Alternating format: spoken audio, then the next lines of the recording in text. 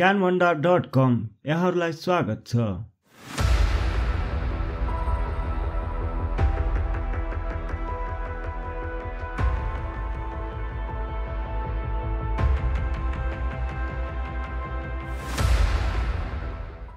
नेपालको भाषा साहित्य कला संस्कृति एवं पुरस्कार। नासो कथाका कथाकार को हुन्? गुरुप्रसाद मैनाली। मिथिला साहित्यका प्रथम गद्यकार एवं नाटककार कसलाई मानिन्छ? ज्योतिरेश्वर। नेवारी भाषाको पहिलो चलचित्र कुन हो?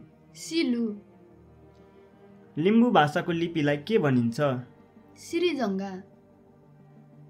रूपमती उपन्यास कसले लेखेका हुन्? रुद्रराज पाण्डे। साहित्यमा कति रस हुन्छन्? 9। सेतो बाघ नामक कृतिका लेखक को हुन्? डायमन्ड शमशेर।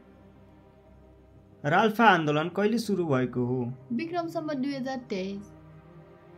7 सूर्य एक फन्को नामक पुस्तकका लेखक को हुन्? रमेश विकल। दोषी चस्मा कसको कृति हो? बीपी कोइराला। नैवेद कविता संग्रहका लेखक को हुन्? धरणीधर कोइराला। पल्पसा क्याफे कृति कसले लेखेका हुन्? नारायण वाग्ले। ऋतु विचार नामक प्रसिद्ध कृतिका रचनाकार को हुन्? लेखनाथ पौडेल। घाउका 17 चक्का नामक कृति कसले रचना गरेका हुन्? दौलत विक्रम बिष्ट। शिरीषको फूल कुन धाराको औपन्यासिक कृति हो? अस्तित्ववादी धारा। मेरो कविताको आराधना कृतिका रचनाकार को हुन्? बालकृष्ण सम। सीता ऐन महाकाव्यका रचनाकार को हुन्? डाक्टर रमेश चन्द्र अधिकारी। किरात वेद भन्नाले केलाई बुझाउँछ? मुन्डुम। नेपाली कविताको क्षेत्रमा परिष्कारवादी धाराको सुरुवात गर्ने कवि को हुन्? लेखनाथ पौडेल। स्वच्छन्दतावादी तथा प्रगतिवादी कविताका प्रवर्तक को हुन्? लक्ष्मीप्रसाद देवकोटा। नेवारी भाषाको सबभन्दा पुरानो हस्तलिखित ग्रन्थ कुन हो? हितोपदेश। गजेन्द्र मोक्षका लेखक को हुन्? मोतीराम भट्ट। साहित्य लेखनका हिसाबले नेपाली पछि दोस्रो स्थानमा पर्ने साहित्य कुन हो? नेवारी। राल्पाली आन्दोलनमा संलग्न साहित्यकार तथा कलाकार को हुन्? पारिजात मन्जुल रामेश आदि। आयामेली आन्दोलनमा संलग्न प्रमुख साहित्यकारहरू को हुन्? बैरागी काइला, इन्द्रबहादुर राई, ईश्वर बल्लभ। ललित कला भन्नाले केलाई बुझाउँछ? चित्रकला, मूर्तिकला र वास्तुकला। विक्रम सम्वत 1991 चैत्रमा स्थापित नेपाल आर्ट स्कुलको नाम परिवर्तन गरी हाल के राखिएको छ? ललित कला क्याम्पस। नेपाली कलाको उत्कर्ष काल कहिले मानिन्छ? 13औं शताब्दी। सामान्यतया कला कति प्रकारका हुन्छन्? 64। ललित कला क्याम्पसको स्थापना कहिले भएको हो? विक्रम सम्वत 2024। कुन काललाई नेपालको कला क्षेत्रको स्वर्ण युग मानिन्छ? मध्यकाल अर्थात् मल्लकाल। घर, मन्दिर, पाटी, पौवा, दरबार आदि निर्माण सम्बन्धी कलालाई के भनिन्छ? वास्तुकला। तलै तला भएको ढुपीको बोट झै कोणकार र टुप्पोमा भिरालो छानो भएको वास्तुकलाको शैलीलाई के भनिन्छ? प्यागोडा शैली। कैलाशकूट भवन, मानगृह, भद्राढिवास कुन शैलीमा निर्माण गरिएका भवन हुन्? प्यागोडा शैली। न्याटपोल, चागुनारायण, पशुपतिनाथ, तलेजु मन्दिर कुन शैलीमा बनेका मन्दिर हुन्? प्यागोडा शैली। छानाविहीन पहाडको चुचुरो जस्तै गरी माथितिर साँघुरो र चुच्चो पर्दै गएको वास्तुकलाको शैलीलाई के भनिन्छ? शिखर शैली। पाटनको कृष्ण मन्दिर, शङ्खमुलको जगत नारायण मन्दिर, महाबौद्ध मन्दिर कुन शैलीमा निर्माण भएका मन्दिर हुन्? शिखर शैली।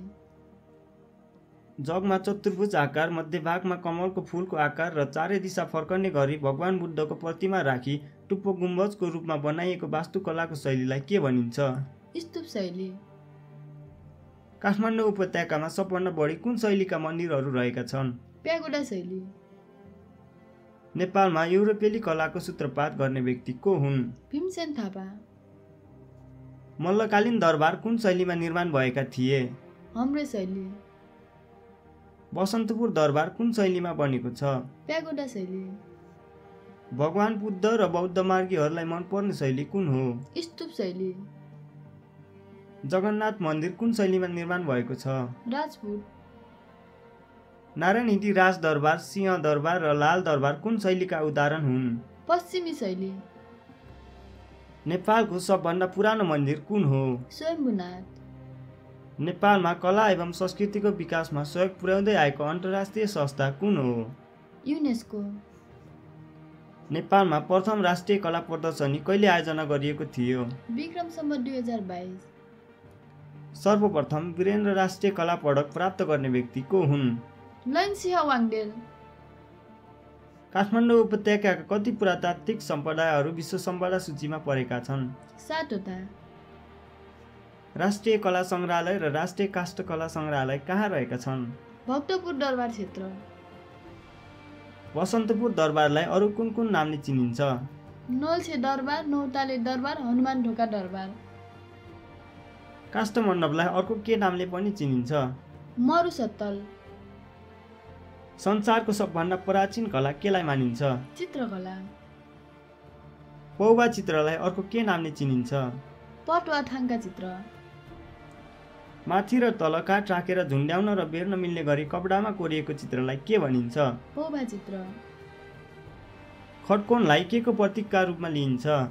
सरस्वती। पुरातत्व कला संरक्षण ऐन कहिले बनाइएको हो? विक्रम सम्वत 2013। पुस्तकको पाना वा गातामा लेखिएको चित्रलाई के भनिन्छ? ग्रन्थ चित्र। सबभन्दा पुरानो ग्रन्थ चित्रको उत्कृष्ट नमुना केलाई मानिन्छ? प्रज्ञा पारमिता। गुरुङ जातिहरूले भित्तामा कोर्ने विभिन्न प्रकारका चित्रलाई के भनिन्छ? पुराती चित्र। नेपालको सबभन्दा पुरानो मूर्ति कुन हो? विरूपाक्ष।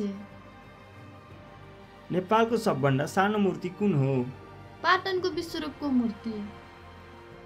माटोलाई तेलमा मुछेर पकाई विभिन्न मूर्ति बनाउने प्रविधिलाई के भनिन्छ? टेराकोटा। पशुपतिनाथको हालको मूर्ति कसले निर्माण गरेका हुन्? जयसिंह देव। लिच्छविकालीन मूर्तिकलाको उत्कृष्ट नमुना केलाई मानिन्छ? पशुपति स्थित विष्णु भिक्रान। नेपालको सबभन्दा ठुलो मूर्ति कुन हो? बुढा नीलकण्ठको मूर्ति। नेपालको सबभन्दा अग्लो मूर्ति कुन हो? काल भैरवको मूर्ति। झ्यालमा बुट्टा हाल्ने चलन कसले चलाएका हुन्? नरेन्द्र देव। नेपाली काष्ठकलाको उत्कृष्ट नमुना देशे मरु झया कहाँ रहेको छ? एट खाटोल काठमाडौँ। पूर्वीय सङ्गीत मान्यता अनुसार नृत्य कति प्रकारका छन्? 2 प्रकारका। राष्ट्रिय प्रतिभा पुरस्कार कति विधामा प्रदान गरिन्छ? 4 विधामा। राष्ट्रिय प्रतिभा पुरस्कारको राशि कति रहेको छ? जनहिरु 1 लाख। सहरको कथा नामक उपन्यास कसले लेखेका हुन्? किशोर नेपाल। राष्ट्रिय कविता महोत्सव 2076 मा प्रथम स्थान हासिल गर्न सफल कवि को हुन्? कवि हेम प्रभास। सरकारले विक्रम सम्वत 2074 को नेपाल रत्न विभूषणबाट कसलाई सम्मानित गर्ने निर्णय गर्यो? बीपी कोइराला। भारतबाट प्रदान गरिने प्रतिष्ठित पद्मश्री सम्मान प्राप्त गर्ने अधिकार कर्मी को हुन्? माइती नेपालकी अध्यक्ष अनुराधा कोइराला। भारतको प्रतिष्ठित पद्मश्री अवार्डबाट सम्मानित हुने नेपाली चिकित्सक को हुन्? डाक्टर सन्दुक रुई। नेपालमा सबैभन्दा बढी बिक्री भएको साहित्यिक कृति कुन हो? मुनामदन।